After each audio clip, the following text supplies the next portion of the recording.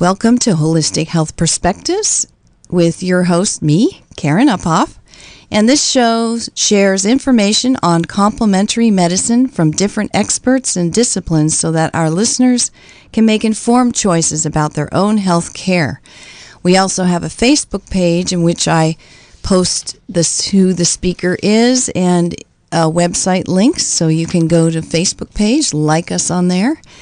And today, it's especially fun for me because I have my guest in the studio with me, which is always a nice thing.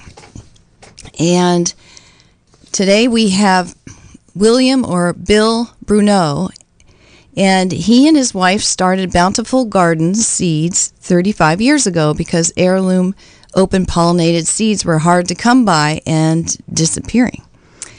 At the time, it was not certain that heirloom seeds would continue to be available to the general public. And they also had the Healing Herbs Garden Club that educated Bill in medicinals of all sorts, plus medicinal herbs and seeds, were always featured at Bountiful Gardens and have been a core part of Bill's health for over 45 years. In the past 6 years, Bill has been growing and researching the plant genus Sida and growing Sida acuta in Mendocino County for 4 years. Today we are talking about this plant and his new book on the subject titled Sida acuta, Sida cordifolia, Sida rhombifolia, etc. Everything science and tradition knows about the world's best herbal antibiotics, used by millions of people every day, top Ayurvedic herbs, protein-rich survival plants, superior fiber, grow them with your tomatoes. And so I'd like to welcome Bill onto the show. Thank you. And we got rid of all the preliminaries here, so people know the book. They know where I'm coming from. And what I really want, yesterday I was on the Farm and Garden Show, and I really emphasized why farmers should be growing this, at least a sample plot. Okay. And I'd really like to get into the medicinal value of this today. Well, that's great. And I'm going to start with a question we always ask on this show, which is, what got you into this species or this genus and all its species in the first place? Because there are plenty of herbs to hook into, and why Sida? 6 years ago, Stephen Buhner's book came out, Herbal Antibiotics, the second edition, and it was like mind-boggling. The front part of it, he very clearly delineated how all pharmaceutical antibiotics are going to be useless in 5 to 10 years, which means -1 to 4 now. But at the same time, he gave solutions, and he listed some medicinals that are really the super medicinals. Unfortunately, they were all tropical. And looking through it, Cryptolepis is a tropical vine, couldn't get that. Alcornea is a tree, that didn't work. Seed is a bush or an herb. All right, let's try that. Took me a year and a half just to get seeds. But I thought, all right, a real-world example. I knew that something was trying to kill me 6 years ago, and I couldn't figure out what it was. And it was a leaky gut, if you may have heard about that. And when I read this, I thought, this could save me. And so I started doing Sida along with 2 other herbs, and I had been taking them continuously for 6 years. It took me 5 years to discover what it was. And then another year, I think I'm well on my way to healing. So I have actually been able to, in the last month, step off having to take these every day. But I took it every day for 6 years. And it was no problem. My biochemicals are just fine. So this is something that you can take, and this is something that in the tropics, we're talking about America, Africa, India, Southeast Asia, Australia, China, Oceania, Caribbean, and our South, 100 million people a day take this for something. Mm-hmm. So it's a pretty popular, it's a common herb in a lot of ways. And 2 things so is the correct pronunciation Sida then? I think so. I'm saying it wrong. Yeah. Okay, so Sida. And the other thing is, did you do all kinds of other things for your leaky gut, or was the herbal protocol the primary part? I saw this, and I thought, I got to get I got to get into this. And so I started taking it, and it made a huge difference. I think at the time I had an impacted tooth. The tooth was going to go to root canal. And I had to be at a diocesan convention. That was Monday and Friday, and I had nothing. And I'd ordered these, so I started taking them. Stopped it cold. So you had an infection, and it just went after. Yeah. Okay. And frankly, over the years, I've gotten rather cavalier about, having to worry about anything because this pretty much covers anything I take. We're talking about. All right. So anyway, just to review, even is. I have a little elevator thing about what Sida does for us, and just to lay it out. That sounds good. Okay. Sida's control or kill 27 pathogenic bacteria, including many resistant strains, including MRSA. And in fact, Bruneau in Herbal Antibiotics says, if you've got MRSA, take a half a teaspoon to a tablespoon of Sida Cuta extract 3 times a day, and it'll do it in 30 to 60 days. Yeah, I know I have that book. Yeah. So there's that. That's good. But it's not just that. Worldwide, there have only been 40 studies where Sidas have been tested against cancer. Every one of them has had significant benefits. No follow-up studies. Sidas have shown excellent effect against malaria and other protozoal things. Sidas have tested well against 16 pathogenic fungi, including 15 strains of Candida. Sidas protect your liver, kidney, and brains and more. They are blood cleansing and help to balance your fats, lipids. They are adaptogenic, tonic, aphrodisiac, beneficial to digestion, and much, much more. Yeah. This book lists 160 ways that Sida can benefit you. At least 10 Sidas are top Ayurvedic herbs, including the famous Bala. Several Sidas are Rasayana, rejuvenating tonics as well. And the big thing is, the thing I discovered was this hasn't been in, shall we say, Western or temperate literature because it's seen as a tropic. But like tomatoes, you can grow it as an annual. And frankly, after 60 or 90 days going forward, it is medicinal as anything as if it had been grown 2 or 3 years. I know this for Sida Cuta. That means that you could grow in a small plot in your backyard, or in a 5-gallon planter. I grew 6 Sidas to 5 feet and have something that is potent. You do that up, you strip it down. A vodka extract, dump those things, the roots, everything is medicinal. So the roots, the leaves, the flowers, the buds, just put it all in a jar, drown it in vodka, and you have a potent medicinal. Okay, so for people who, for most of us, Sida is, I have never seen it I've never met Sida in the flesh. So can you describe what it looks like for people and all the parts? The whole family are small bushes down to just basically weeds, which you would call ground cover. But Sida Cuta grows to a bush at the most 4 feet high and wide and around. And it starts out usually going straight up, and then it branches out and kind of falls over and covers an area. It's made for companion planting. It is not, allopathic. It does not kill other things. It works very well with things. Going back into the medicinal, it doesn't interfere with any medicinals. It only amplifies them. All the peer review research shows that it only benefits. So does it have, what size leaves is it? Well, Sida Cuta is a little spare because the leaves are 2-3 inches long and maybe at the most a couple inches wide. So it's known as narrow leaf. So you don't get as much leaf. Sida cordifolia, which strictly medicinal carries, and some others, which is for the most part equally productive, it has much larger leaves. So you can sort of pick it. I favor Sida Cuta and continue to do it because Sida Cuta is the only Sida that has berberine in it. Oh, so that's interesting. Yes. Why would that one have berberine? Don't know, but it was a great PhD student in India who found that out. Oh. Right? And so it's just loaded with wonderful alkaloids. It's got cryptolipine in that. Cryptolipine does many things, but two things it does is the double helix of a cancer cell, it will put itself in between that double helix and stop it from reproducing. It also nicely dissolves the cement in thromboids. It's known. So it dissolves the glue that holds thromboids together. Not enough to make you bleed, but basically to keep the body in balance. So this is wonderful. So you don't get random thromboids. It helps prevent that. Tell me, do people... I mean, is this research mostly coming out of where? India, Asia, China? Yeah, very little out of the U.S. and the West because we're temperate. Yeah. So I'd say the vast majority is India because they're Ayurvedic herbs. 10 of them are the top Ayurvedic herbs. Mm-hmm. Nigeria, Brazil, Argentina, Burkina Faso has a couple of great researchers. Mm-hmm. Not much coming out of Mexico or Central America, where it started.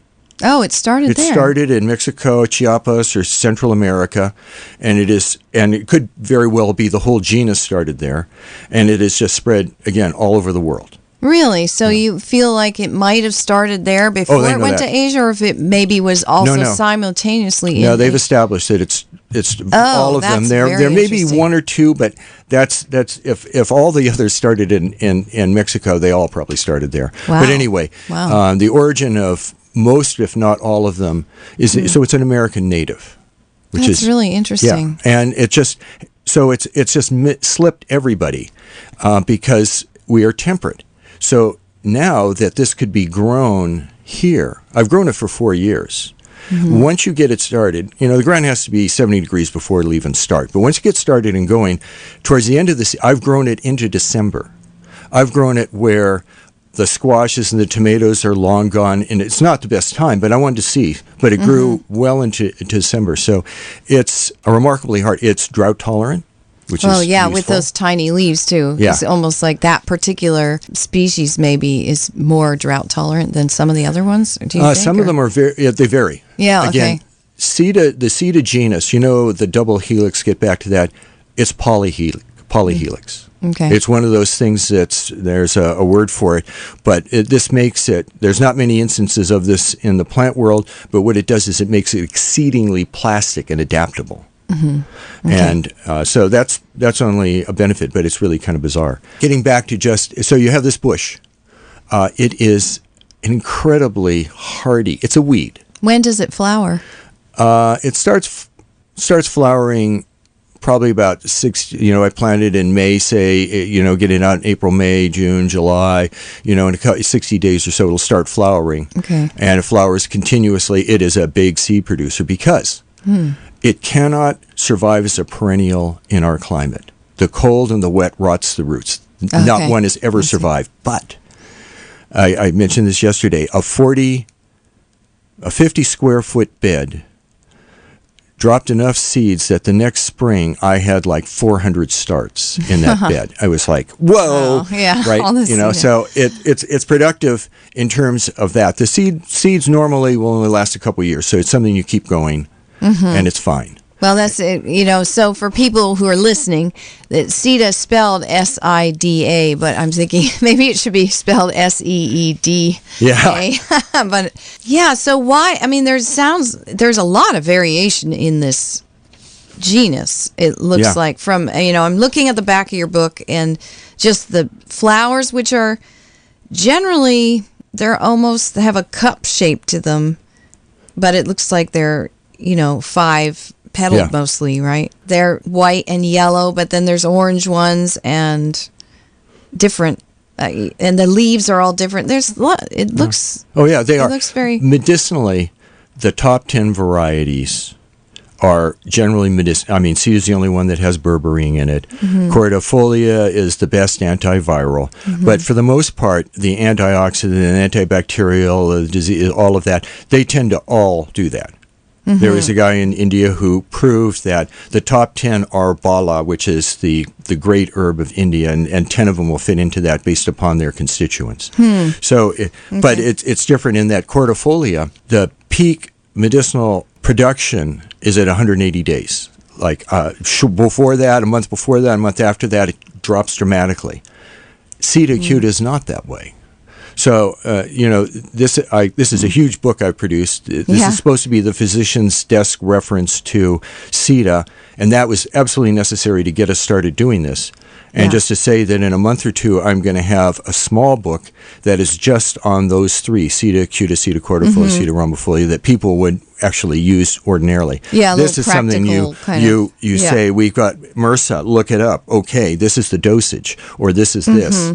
And based on what you found in research in other places, what they're using, basically. Yes. Yeah.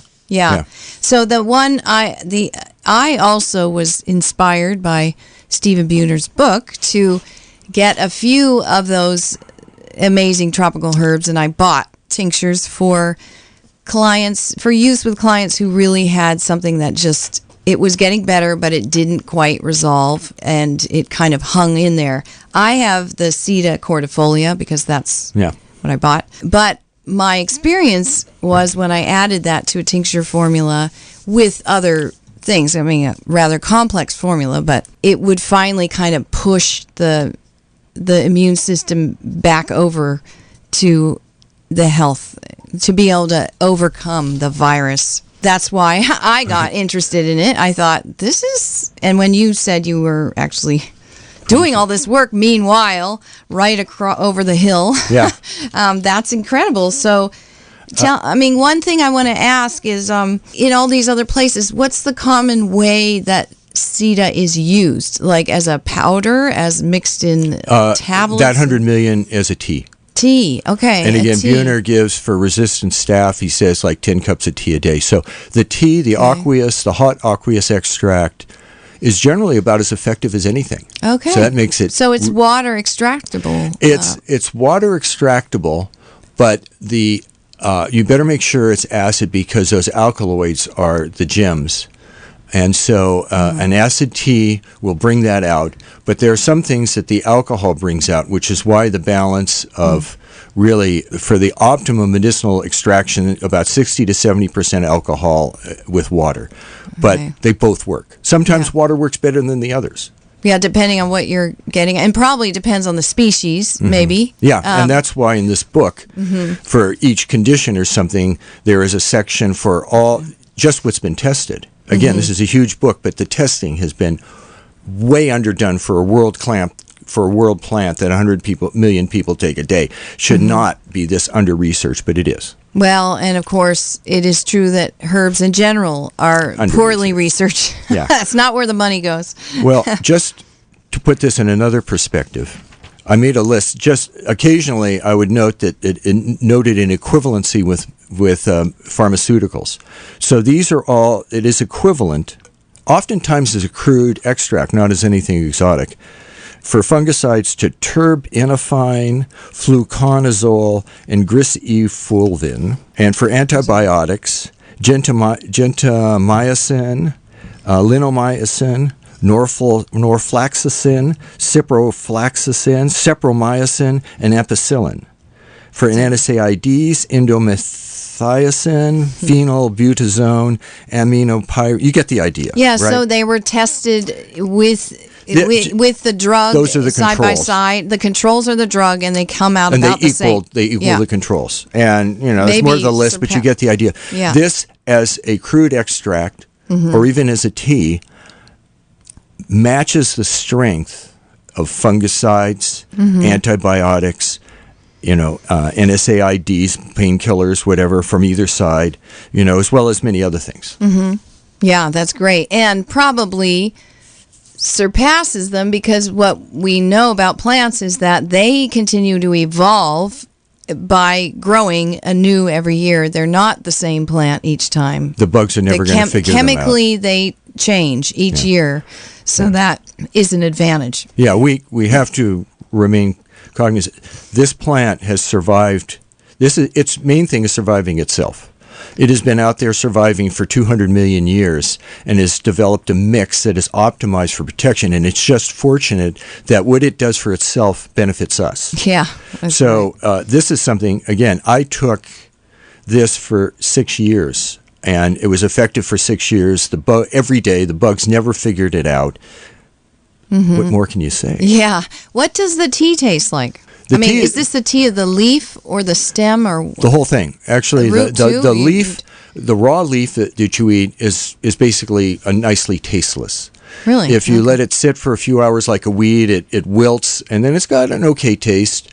Bruneau says that the tincture is one of the few that he finds pleasing to the palate. Mm-hmm. In terms of cooking, it sort of disappears. I've done a tea where actually I've taken the strip part, so it's like leaves, fruits, stuff like that. And it's okay tea, and it's kind of profound. I happen to be an extract person, but my experience with taking it as tea as I have, and a friend of mine who doesn't do alcohol who has been taking it, is that it works. Mm-hmm. Yeah. And it's tasty. It does. The one I have, the cordifolia, is pretty mild too, and that surprises me since many antiviral, antibacterial, antimicrobial herbs have very strong tasting alkaloids very often. Yeah. And that's also what's kind of different about this one. And I really like the term antipathogen. Okay. Because Sida works against everything, bad. So it's like a health adaptogenic, shall we say. Mm-hmm. It's adaptogenic, but it pretty much works against anything negative in your system. It's one way, except it's a little weak in virus land, of course. Mm-hmm. And again, I'm going to jump into my vision. If this gets accepted in the county as it should, and I'm going to do everything I can to get it all over the county, is that in 3 years, all the empty storefronts in the county are going to be dispensaries of not necessarily marijuana, or not even marijuana. I mean, it's wonderful, but this is like people have done wonderful things with marijuana in this medicinally. This is another whole toolbox. Mm-hmm. And it's not stopping here. I've Biden's Pelosa, who Bruneau lists number 4, I've grown, I've got seed for. Mm-hmm. I've got a line on the Indian cryptoleptus that's coming in. Great. We are going to need half a dozen or so if we're going to survive this. And it's going to be the herbalists who are going to figure out how to compound this properly to do that. Yeah, and I mean, of course, that would take research into traditional compounding, because really people have for hundreds of years figured out how to get the best medicine out of the plant. Yes. And that's also part of it. Do you worry about, or just think about, the plant growing here under conditions here in sort of a limited environment in some ways, becoming chemically different as far as their actions are compared to something growing in Asia? It's not struggling in the tropical. Right. Because the tropical environment is extremely, rigorous. Yeah. And there's a lot of competition. Third year, well, let's see, 1, 2... that's something we have to find out. And the balance on the other side is if we start compounding the best elements from Sida, Cuta, and cordifolia, hybridizing these things nicely, we can gain tremendously in that direction. Again, this is a very plastic thing. So it's, that there's something there. And I'm counting, frankly, on, again, the geneticists who have done such incredible things with marijuana once they get their hands on it. So we have the skill base in this county. We have these practical geneticists who are going to have a field day with this. We have the compounders who are just waiting for additions to their toolbox to save us. And this is just the first, but this is very important. And this is so easily replicable through the county. Grow a little plot, and next year you'll have enough starts to do the whole neighborhood. Now, just getting back to this is a weed that can grow without fertilization. That last year I had all these sprouts in a bed that had totally exhausted its nitrogen. We tested it, and it had the crop before it just sucked up all the no testable nitrogen. Did fine. If you want medicinal, you better feed it very well. Right. You don't starve it like basil or something. You feed it very well, and you get a result. But the thing is that even if you just let it go a bed just to have it around, which is terrible waste, but to have it around, it would do quite well by itself. Well, it could be growing along the freeways then. Yeah. It's been used as a border break. It's also as a compost, as a mineral accumulator. It'll draw out minerals. Right. Oh, well, that's interesting. Is that a problem then if it's growing in places where? Yeah. So it's a two-edged sword again. Has to be in a clean environment, or where you want the minerals from the soil, because you tend to get a very vitamin among everything else. It gives you a very vitamin and mineral-rich plant as well on top of everything else. Oh, that's nice. Yeah. So it's sold as, for instance, a bulk herb, dried herb, and it could be in the herb rubic corners. Yes. Yeah. And in fact, yes, what came up yesterday is you can grow, if you're a vegetarian, we're talking about leaves that are, my Sida acuta, the leaves are at least 30% protein. And maybe up to 39. It's roided that if I grow it well, it could be up to 39. We're talking grains at 18 to the 20s. We're talking quinoa in the high 20s. We're talking bottom, 30% up. Wild varieties, 20% up. But that's tremendous. Yeah. And in Kenya, for example, they dry it for when they need it. So you do this, you dry it, you store it, you have a high protein powder, natural, no additions. That's great. You've got this 30% protein you can add to your shakes or whatever. It's like that. You've grown it yourself. Yeah, that's nice. Yeah, I mean, it's like, it's not as high as moringa or something, but it's a lot more. It's got different medicine. For sure. That's the package. Yeah, the package is incredible. The package deal. We won't even get into the fact that it's an incredible fiber plant, or in the fact that you can put leaves of Sida acuta in a bath with nanoparticles and augment the power of it. In other words, in the book is how you can just powder this and put it in a bath with zinc, gold, silver, and it will combine with that. You'll get a colloid thing, a synergy, and it amplifies the power even beyond that. So we're talking about a really good toy. Really good toy. Yeah. Wow. And this is totally doable by an herbalist. It's not, you don't need complex things. Usually colloid minerals have a lot of waste and stuff. You just dump this in a bath with it, and it's done. Very interesting.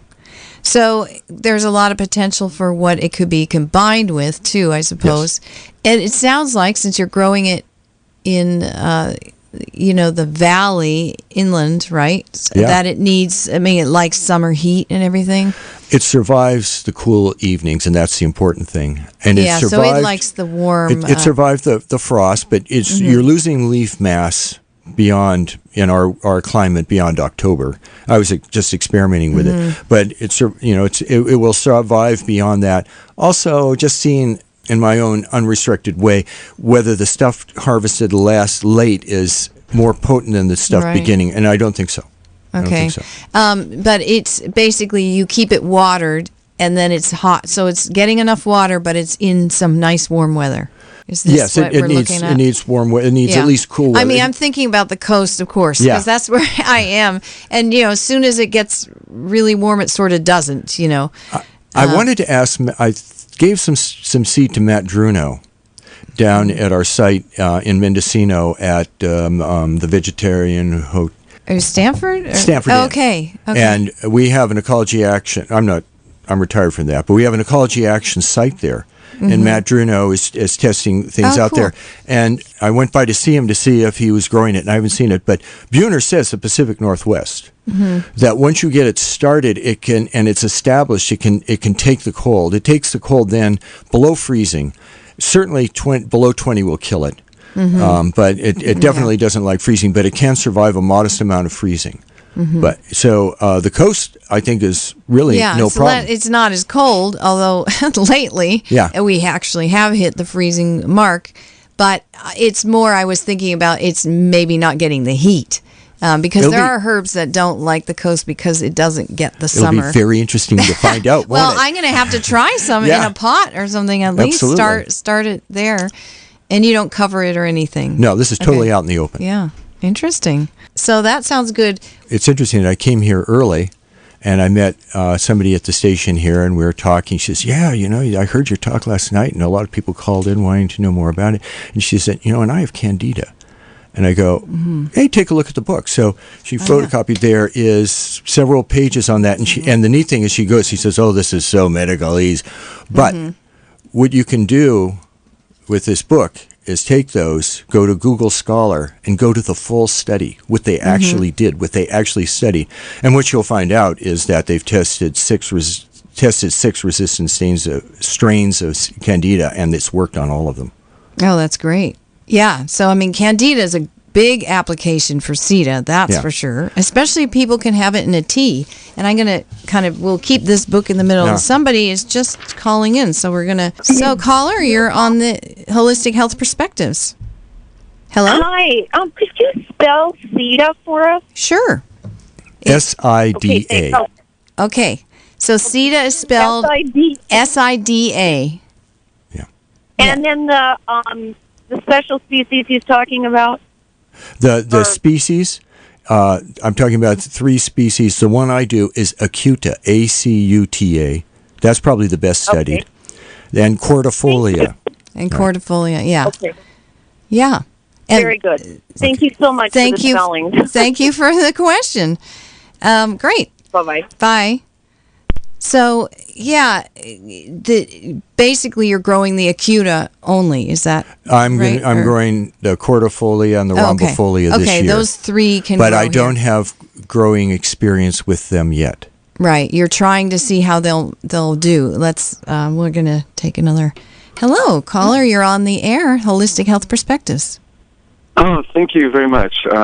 Very interested in this. I was wondering where Sida, the word, came from. What culture, what language?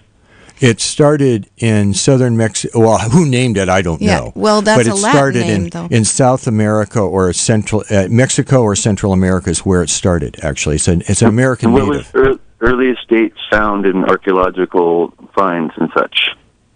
Do you have that?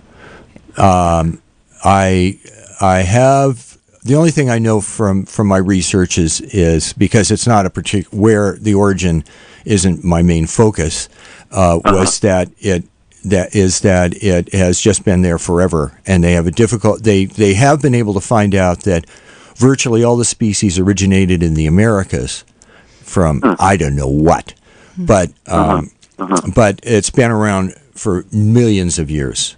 And it's been in use in Ayurvedic and China? China a little. Yeah, I think it is in TNC, there's Sida Acuta is Wang something or other, but it hasn't been a major focus. It's the Ayurvedic that it is half the research came out of India as they are trying to validate in the modern terms their traditional herbs. They're doing some really nice research and showing how medicinal these are. And one of the benefits of that is in the second and third worlds, the researchers always do homage to the value of the plant and mention it was used for this and this. That's where I have all the traditional uses in this book. And it's from the peer review researchers in in India and Brazil and Nigeria that have mentioned it and put it in the book. Okay, well, thanks. And, just to qualify, usually the plant names, so that they're in Latin. And so the genus and the species name will be describing some aspect of the plant. So actually, I did not look that up before I came. So I don't know but if there is a way, you can look up SIDA in Latin, and you might find Wikipedia has a nice article on it. So, and we're just gonna take another question here. Yeah. So, hi, welcome to Holistic Health Perspectives. Hi, I have a number of requests. I would like you to spell his name. I'd like to know how to get a hold of this book. I'd like to know the title of the book slowly. And is there a contact so when his book for the public comes out in 3 months, we'll know where to get it? And okay. I'm going to hang up now. Okay, right. Excellent questions. Thank you very much. My name is Bill Bruneau, B-R-U-N-E-A-U, French. My website is bbruneau, B-B-R-U-N-E-A-U, where you'll find a lot... At com? .com. And you'll find a lot more material on Sida, a full run out of that. Book will be published on Amazon, and it will be available with the other book and stuff at the farmers markets in a couple of months. So you could look at the Willits Farmers Market, Ukiah, or Fort Bragg, or hopefully more. But I want this out there. We need this. I want this out there. So I'm going to see that it's on the tables in those markets. People can contact you through your website? Yes. They can contact me through my website, bbruneau.com, and that would be good to start with. Okay. And the other question was the title, and it is a bit of a mouthful. So there's actually a main title and then a subtitle. The subtitle is what's so busy. So maybe just give the main title, which is all right. Sida acuta, Sida cordifolia, Sida rhombifolia, etc. And the reason I did that is Sida is the French acronym for AIDS, and you just won't find anything. So you have to go by the actual names, and that's how people will find the book. And I'll give you the subtitle, which is then the distributor goes with it. Everything science and tradition knows about the world's best herbal antibiotics, and it's really antipathogens. It's not just antibiotics. Used by millions of people every day, top Ayurvedic herbs, protein-rich survival plants, superior fiber, some of the world's best brooms. Grow them with your tomatoes. Yeah, that's the subtitle. So we have another caller, and welcome to Holistic Health Perspectives.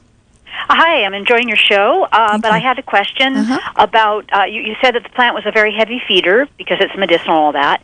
You also said it was a companion plant, and I'm a little concerned that if it's planted with something, it might set up a fight for resources with that plant. Okay. That's a good question. It's a good question, and it's per se not a heavy feeder. Again, this plant can grow without any fertilization at all. But you want to fertilize it well if you want medicinal benefits from it. In terms of it being a companion plant, I've grown calendula, and what else did I grow in there? Calendula kind of wanted to take it over, but it did fine with the calendula. And I had something else. So as a companion plant, I think it's fine.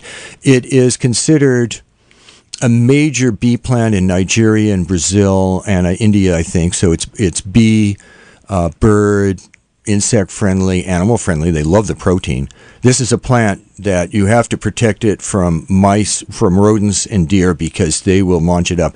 Once it gets established, all through the South, this Sida acuta and a couple of others are all through the South, and they say once the plant gets established, you can take heavy foraging. So you can harvest this rather aggressively through its whole growth phase and do well. So that's a little bit more. Right. Yeah. Yes. Go ahead. No, go ahead. You. Oh, it's not pernicious or anything? It's not going to, take over the yard? Yeah, that's a good question. The thing is, it would want to. Again, this is one of the 70 worst tropical weeds in the world. They love to take over, but it can't. My experience, 4 years of growing it, it has never grown back from its rootstock. It just can't. The wet and the cold kill it. And so you have it reseeding. So if you're going to have a Sida bed, treat it like a rhubarb bed, like a perennial bed, because you'll have a lot of sprouts coming up in it. So treat it that way. So that because I have plum trees in my backyard, and when they seed, it's risking a plum forest. I'm pulling little plum seedlings out by the hundreds. I can't say that necessarily would be an antidote for that. It's not the word No, I'm not talking about an antidote for it. I just don't want it to turn into another situation like that. You don't want to have to constantly. Yes. I've grown it in beds. Well, I've also grown it in buckets, and I've had to grow it in almost everything at one point or another. And it really doesn't. I really haven't seen it sprout in the where I have the raised beds. The soil's not particularly good, so I haven't seen it do like other plants like vitamin greens. You grow it, it'll spill over on the side, and you'll see it weed, and it'll work its way through the weeds for a few years before dying away. This doesn't do that. I haven't seen it sprouting outside of the beds. Okay. It sounds wonderful. It's just as long as I don't end up with the bamboo problem, the plum tree problem, the Bermuda grass problem. Yes. I know, but in a way, you might almost want this, considering all the benefits it puts through it.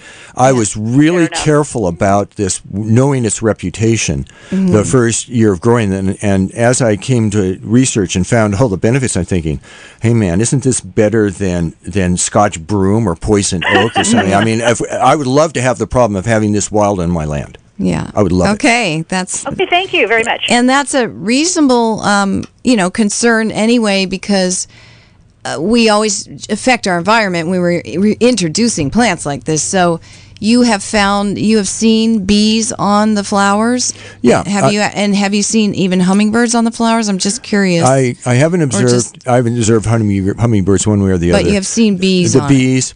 I don't know whether the bees I think they were doing the pollen. I don't know. That's right. You'd best ask my wife. That would be good.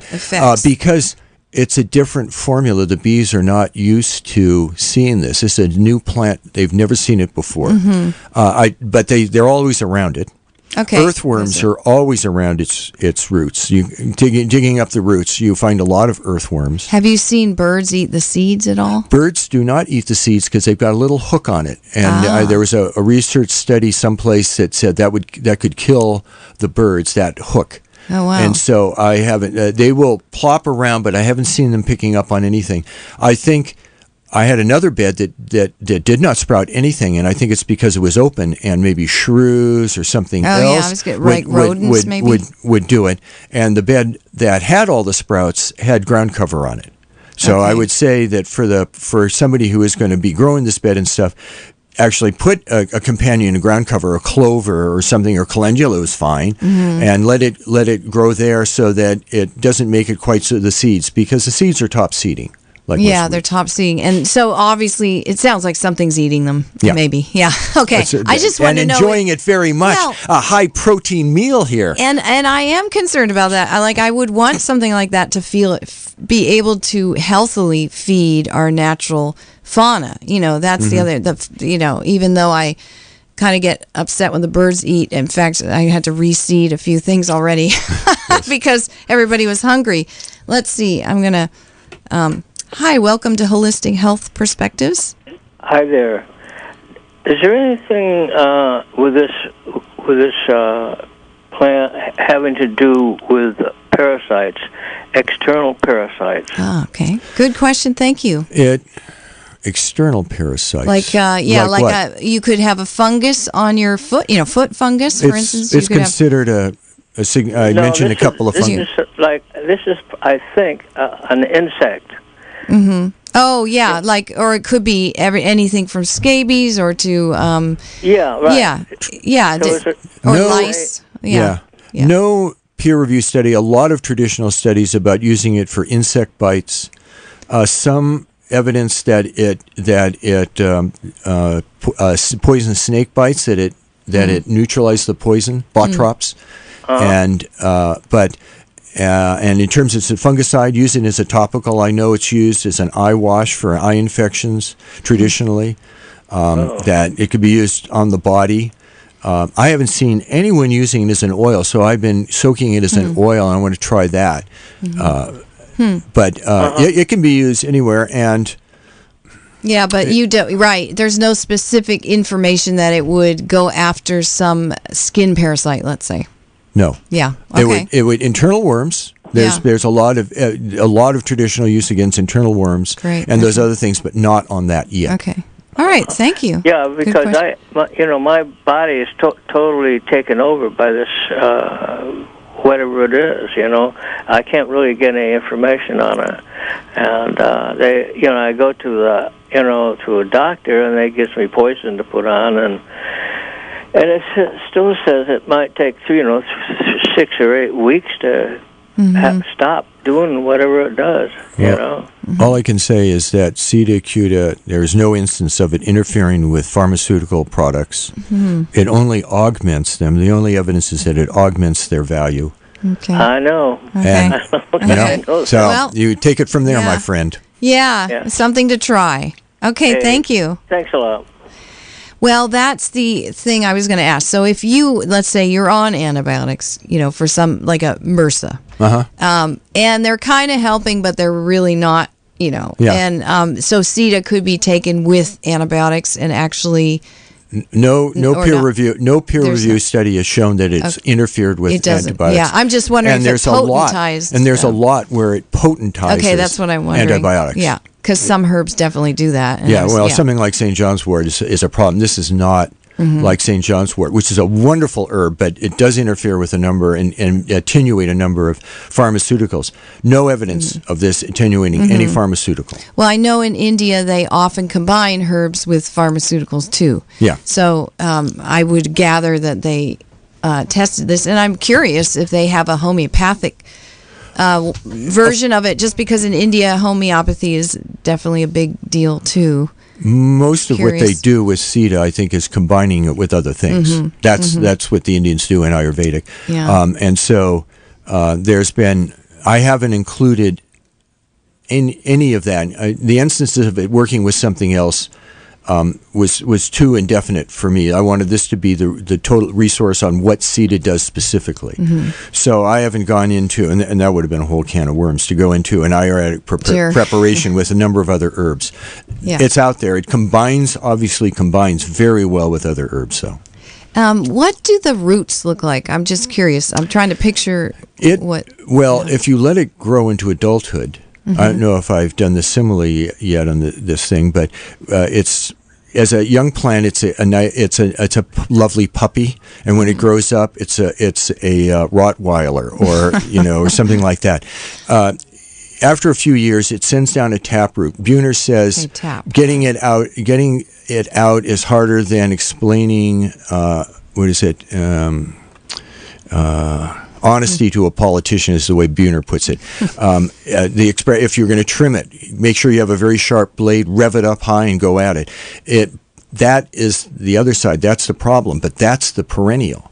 But if you haul it out at the end of the first year, you have this plant that it goes up, and the roots are quite different. Sometimes the roots are fairly spare. Usually they're Are they kind of webby? Yeah, they've got a lot of filaments, so you usually have a taproot that's striking down that it wants to establish, and then you might have a certain amount to a little or a lot of just like the little fine roots around it. It can end up being a whole mat on one plant, and it can end up being relatively spare on others. Oh, that's interesting. So it sounds like you want to pull the thing out after the first year anyway, because if it did establish a good taproot, you would then have it forever if it could survive that. But it can't. But it does. You haven't been able to. So have the only it you might as well do is take it but out. you see, now I'm wondering. But on the coast, maybe it could. So that would be a question too. Only because it is warmer in the winter. Yeah, if you get below 20. Well, no.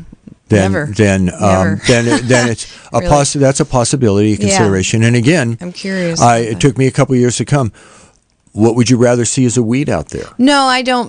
But it's all about how plants have to integrate themselves. I mean, they're open to immigrants. Yeah, but they have to work it out. And, And that's just a question I would have. But that's so the root. There isn't much when you talk about using that first year root. It's not a lot of root you're using. I mean, there's much more at the top of the plant. Is basically as far as what is usable.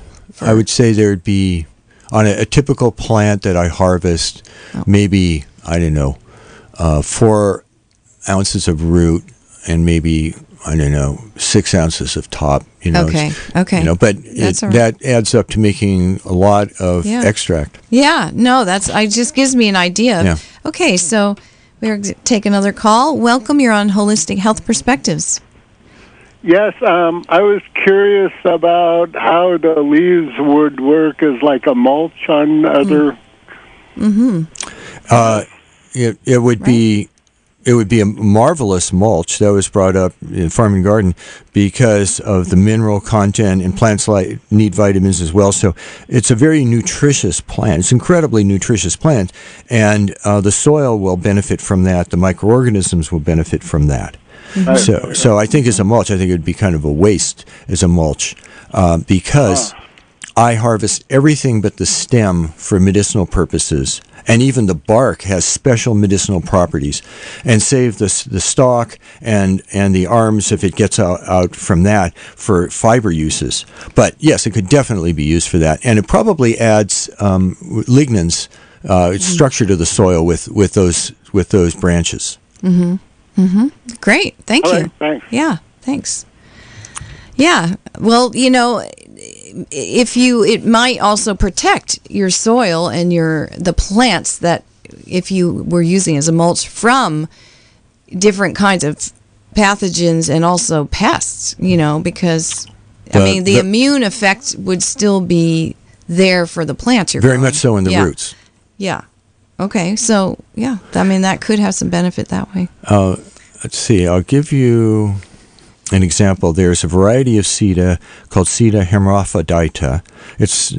Hasn't been investigated much on the medicinals, but the Poles and the Germans are using it. They're growing it in sewage sludge, and so that it's taking up the bad minerals in sewage sludge. Oh. They found that it adds some structure to that sludge, and then they cut it and they burn it in biomass plants, and it has as much heat value as wood. Wow, that's a great application. Nice. You can, as I was mentioning earlier, for herbalists, you can take the leaves of Sida acute, at least, probably any of them, and put them in a bath with colloidal silver or zinc or gold. And just by sunlight, it will bond with those colloidal particles, and it'll augment the power of whatever it has. So beyond all the goodness it does, it goes beyond that.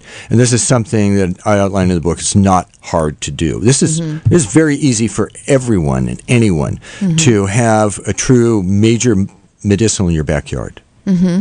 It sounds very promising. Yeah. Yeah. So at some point you will be will you be selling seed or holding workshops on how to grow? I think at the farmers markets, we're going to be selling the book with seeds. Okay. Because, why not? Selling the tea with it, little bags of tea with it. So I don't have enough of that. Really? I have enough seeds, and so I'll be selling starts, and I want to be driven out of business this year. I want to appear in those markets. I want to do it, and I want it to be so successful that better people are taking over and drive me out of. I do not want to be in this business. I will be very happy to be out of business, but I'm going to try and put this book and the seeds, at least, and hopefully starts, in all the farmers markets, because that's where it's happening. Yeah. Well, I look forward to seeing it at the farmers markets. Yeah. I will be probably the only source for Sida rhombifolia seed, because I haven't seen I've seen somebody selling for a lot of money, but I'm getting it from one of Ecology Action's interns from 2 years ago, Ligia in Nicaragua. Okay, that's great. Well, we are, we're going to take one more question here. And caller, you're on the air. Hi. Hi. Is a herb good for eyesight? Okay. Is the herb good for eyesight? It's good herb. Not directly. Traditionally, if you have a problem with your eye, an infection, you could give it a wash. It does have vitamins and minerals that could be beneficial, but I haven't seen anything specifically for it in eyesight, improving your eyesight. Mm-hmm. It could be. They just haven't tried it. So if you try it, let me know. Okay, thank you. All right. So, bye. So the using it for eye washes is to clear infections in the eye, or conjunctive. That's what traditionally has been used out in the country, out in the bush, in Nigeria and the Congo and India and whatever. Right. Because of the germicidal aspects of it, and to a certain amount, it does have some virucidal things, but it's mainly for something that is either fungal or antibacterial. Mm-hmm. That's what they use it for. Yeah, well, that is a great application, though, eye washes. Yeah, that's very, and when people get viral infections, often that they get, the eyes become infected, too. That's very common. My experience has been that bacterial and viral work together in a tag team to make you sicker. Right. And if you can zero one out, in my 6 years of taking these, dealing with the virals hasn't been a problem. And I think it's because they are absolutely stopped in the antibacterial, and therefore it limits the viral. And they always say, people get sick and they want with a viral and they want an antibiotic, and it probably does help. Mm-hmm. Having a pharmaceutical one doesn't help in many ways, but it probably does help if it levels out the one. That's been my experience. Yeah, I see what you mean. Yeah. Get one of the players kind of out of the game. That's strictly personal, but it's been that way for 6 years. Yeah, well, I'm still here. Yeah, you're still here. And personal experience is the way we learn. Yeah. And for those tuning in, because we will be ending the show soon, but I want to make sure you know that this is Holistic Health Perspectives, and I'm Karin, and I have Bill Bruneau, in the studio with me, and he is talking about Sida, which is a herb that we can grow and learn how to grow here in Mendocino County to help with our health and well-being. So, Bill, you want to say some last words on the subject? How much time do I have? Well, we have, like 3 minutes max. Okay. The full run-out, like a whole listing of the pathogens it deals with and all the benefits without the details, is on my website. So BRUNEAU. So if you want, we've been writing the Wild Pony here. So if you want a full run-out of it, the possibilities, go there.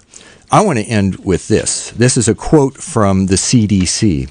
For the first time, researchers have found a person in the United States carrying bacteria resistant to antibiotics of the last resort.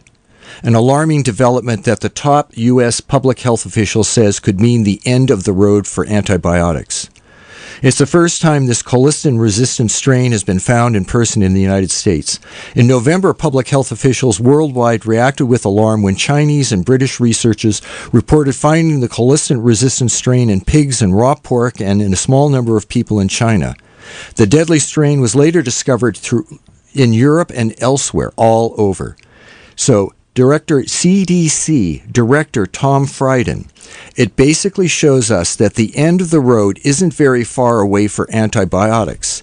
That we may be in a situation where we have patients in the intensive care units or patients getting urinary tract infections for which we do not have antibiotics.